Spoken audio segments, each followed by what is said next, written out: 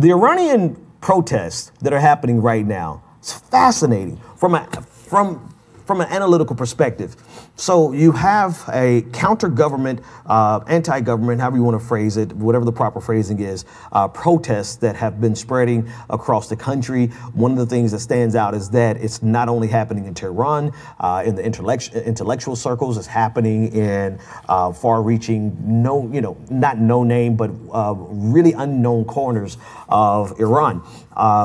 And part of the protests this time have been very outspoken opponents against the government because of economic reasons. The high unemployment rate has been cited as a reason for some of the protests. Other reasons has been anti-Hezbollah there's a image that has been created of a woman who took off her hijab, and so there's a resistance to some of the fundamentalist Islam that is a part of the supreme leader's regime. And so there's a lot of different forces behind the stated reasons for the protest. The supreme leaders tweeted out this morning that he believes that this is an attempt by all of Iran's enemies to undermine the regime. Clearly. So I want to start this off by saying that I'm going to pretend as though I don't have a dog in this race, a horse in this race. To say I don't probably would be disingenuous, because at the end of my conclusion, I'm probably going to have a side, so to speak. But I'm going to do my best to be as unbiased in this as I can, because I think it's revealing to every single side. It reveals every single side in this. The supreme leader saying that this is an attempt by the enemies of Iran to undermine Iran. Clearly that's the case. Saudi Arabia has come out in favor of the protesters. And do you know what Saudi Arabia does to people who dissent against the kingdom? Israel, the Prime Minister Netanyahu put out a video. I was going to play it today, but I didn't have enough time to get the production in the system. But he's come out in support of the protest. Donald Trump, the United States, I don't even want to speak in terms of Donald Trump. Let's just say the institution of the United States has come out in favor of the protesters. And do you know what they would do if there were direct challenges to the capitalistic, imperialistic regime in the United States? They would crush it very quickly. So, of course, these are enemies of the Iranian government who are happy to see these protests. There's no question about it. There's quite possibly money involved, operatives involved. I'm not saying that because I have a direct line of evidence to that. I'm saying that because we do that. We've done it historically. We're going to do it again. If we weren't doing it before today, we're definitely doing it today. We would have found, even if we weren't, the United States particularly, even if the United States was not behind the catalyst, if we weren't the catalyst for the protests, and we didn't start it with our funding, and we didn't start it with our operatives, once we saw it, you damn well better believe we sent money and we sent operatives. That's just what we do.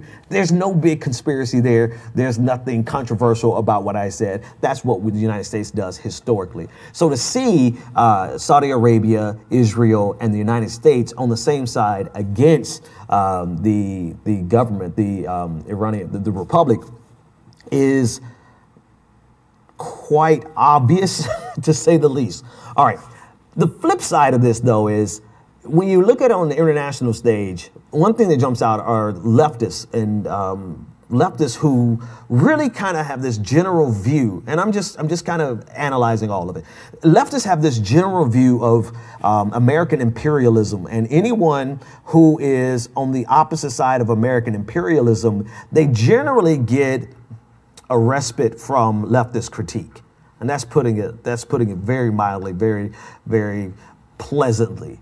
Right. Leftists generally see American imperialism abroad as the greatest threat, as the greatest evil. If you ask leftists what's the greatest the threat to peace on the international stage, they would say American hegemony, American empire, without question. But this fascinatingly puts leftists in a quagmire where we have to ask ourselves the following question. If the United States is opposing, or right, scratch that, start over. If the United States is supporting a revolution,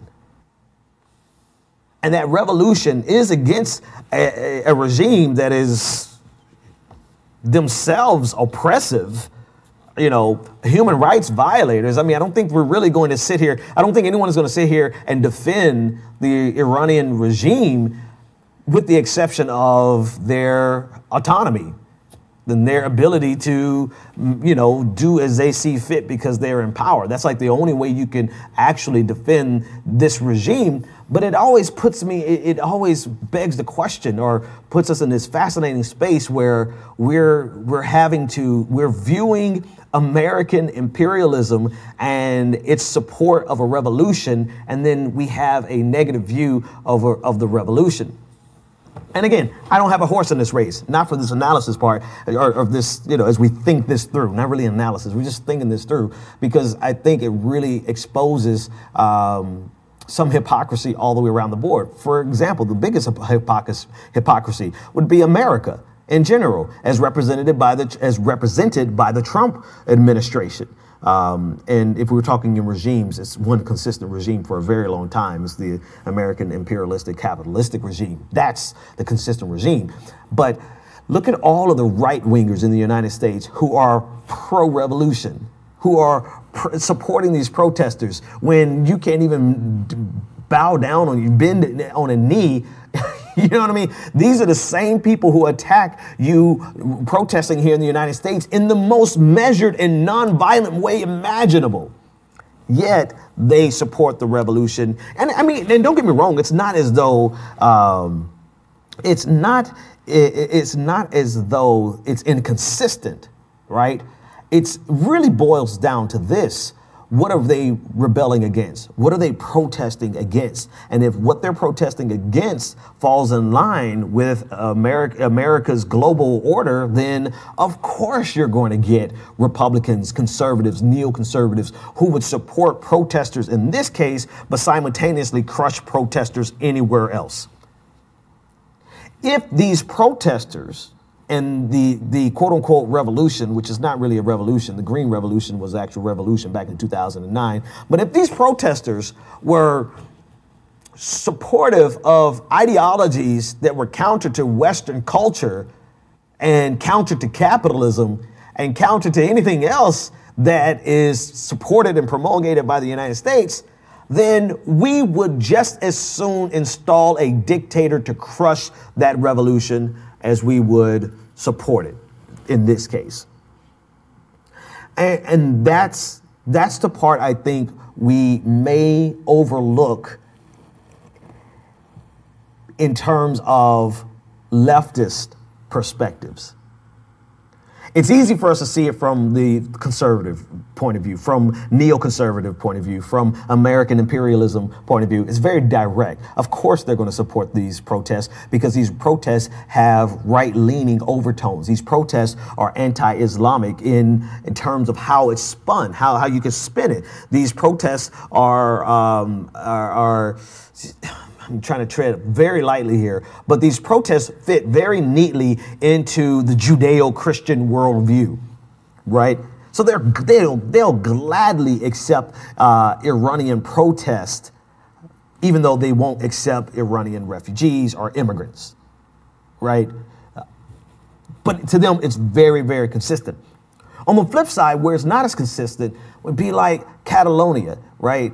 You know, in the sense that this revolution in Catalonia was not a leftist revolution. It was more right-leaning in a sense. So what do you do as leftists when the revolution that's happening is not a left-leaning revolution? And do we have some of the same proclivities? That's the best way I could put it. Do we have some of the same proclivities when it comes to just simply supporting people who have our exact ideology or a close ideology and opposing those who don't? Or do we oversimplify it and we use the incorrect shorthand of saying anyone that the United States government supports must therefore be wrong? Because if that's the shorthand that we use, then even though we may be right in Iran, we may have been right in Libya, we may have been right in Syria, and I'm saying those not as declarative statements. Even though we may be right in those cases, there is the potential for us to be very wrong in some cases by simply using the shorthand analysis of if America supports it, then it must be wrong, particularly on the international stage. I don't think that this case, well, actually, this case in Iran might be. I'm thinking it as we go here. And you guys know how this goes. If you're new to the show, you've never seen it before, the evening show, we just take our time and really think these things through. We think them out live. I look at your questions. I'll discuss your questions. You can call in, give me your take. But it really could be the case that we're wrong here, because it's not as though the Iranian regime is a beacon of light for human rights.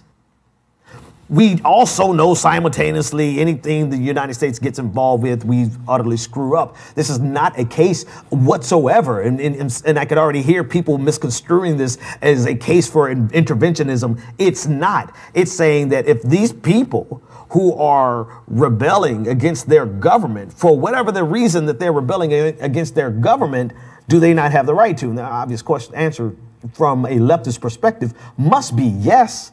Of course they have the right to protest. Is their right to protest lessened by the fact that it's perfectly fitting into the worldview of neoconservatism? That is the question that I want to take more time to think about and analyze it. And I probably put it in a far more coherent podcast where I just lay out the case. But this morning I couldn't help but thinking like, man, it's not as though the Iranian people are totally on board with the Ayatollah, if they've ever been totally on board.